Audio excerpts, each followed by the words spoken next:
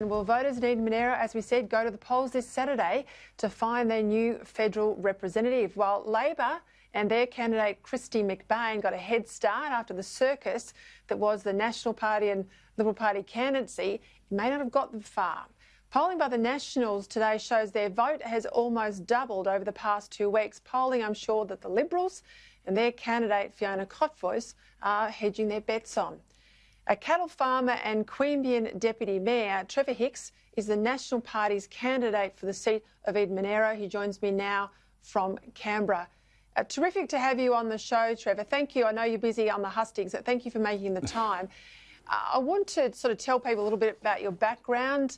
You ran an automotive mechanics business, farmer. You're now on the local council. I reckon most of my viewers would say that's the sort of person we need in the parliament, more real people and not sort of party apparatchiks. So why do you think it's so important that the coalition wins this seat on Saturday?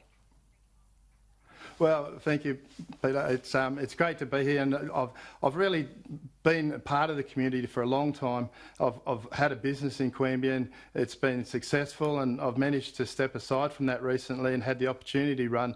It's been very fulfilling running in council and delivering services and infrastructure in both Pallering and Queanbeyan. And I just feel that the Nationals have never won this seat, and with the support of John Barilaro, the Deputy Premier, and I've seen what he's delivered for Monaro, and it's inspired me to go out there and because Eden Monaro is suffering badly and has suffered with the drought, with fires and with COVID, and it needs somebody to step up, and we haven't seen too much success from the Liberal and Labor Party in Eden Monaro over the last few years, and I think it's time that it gets someone that's going to roll their sleeves up and get the job done. It's such a diverse electorate. Yeah. I say this to people who have never been in and at that electorate. You've got those beautiful beachside areas. You've got the high country. I bet your campaigning out there is pretty cold at the moment. You've got lots of little villages. It's a really disparate electorate. We know the PM had a bit of a tough reception in Cobargo over the summer. I think most people would say, though, since then he's really handled the pandemic and a lot of the other issues well. Do you think people have forgiven him? And if they have, what are the sort of issues that are really front of mind for people as you get around the electorate? Well, it's a very large electorate, and I was in the rumour over Christmas. I went through Cobargo just after the fires, and my house was affected near Captain's Flat, and my brother's house was affected in Mossy Point. My parents' house was affected in Malure Bay.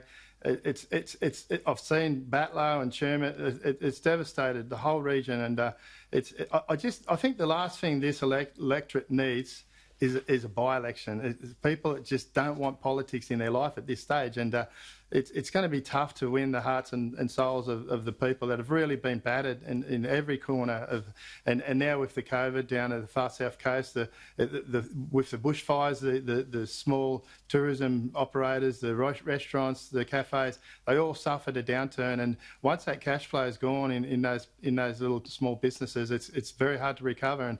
And with winter here now, it's generally the worst period of the year, and they've got this COVID restrictions starting to ease, and I've seen a real support, and it's a confidence that these small businesses need, and it's a confidence that Eden Monaro needs, and I'm just proud to be running and in the seat, and I'm sure I'll do it proud. It's concerning having delivered in Queanbeyan for so long, and now this madness that's this by-election with busloads of volunteers coming to woo the votes of the electorate. It's a tough job. It needs somebody there on the local hitting the ground running and pushing for the rights of Eden Monaro in Canberra. We need support. We need help, and I'm just glad I'm the person that's doing it, because I've delivered for Queanbeyan Pallering without any rate rises.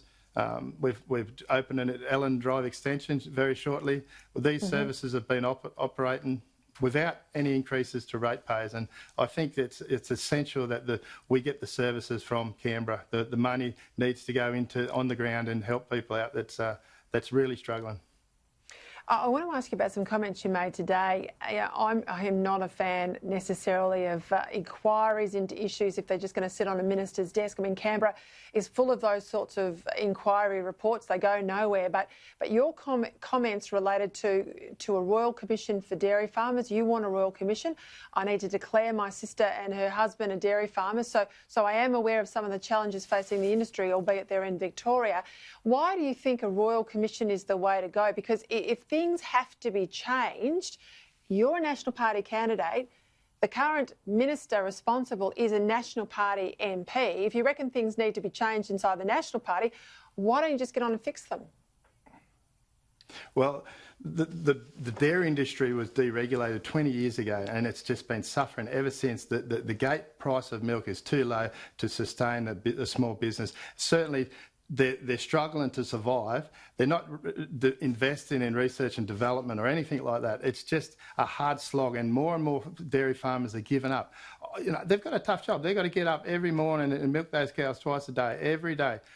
They need support, and I've had dairy farmers ring me saying, I don't think we need a Royal Commission, but it's the only thing that's going to deliver these dairy farmers a long-term viability in Australia. Otherwise, we could see businesses shut down, overseas interests take over, and we're going to be really stuck for dairy products in the next 5 or 10 years if we don't have a Royal Commission.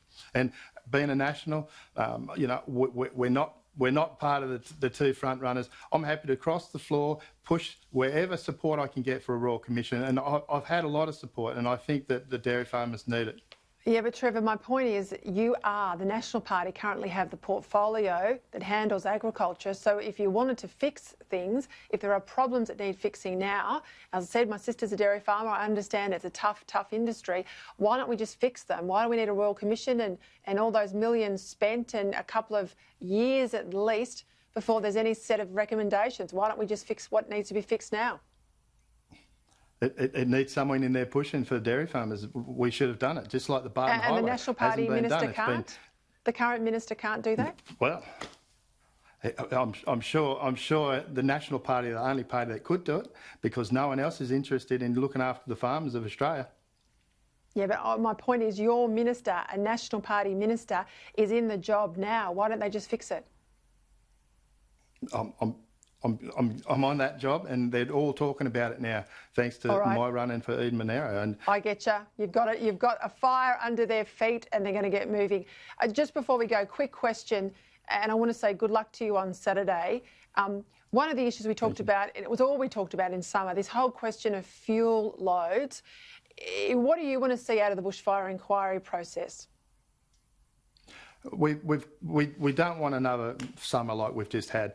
We need a better management plan. We need to look at cultural burning. We need to look at fuel loads. I don't think it's going to get any wetter or colder, this planet. We got to deal with what we've got, and we got to manage it better. We just don't want to go through that summer that we've just had, and we've got to address all the issues in terms of the fuel loads and national parks in particular.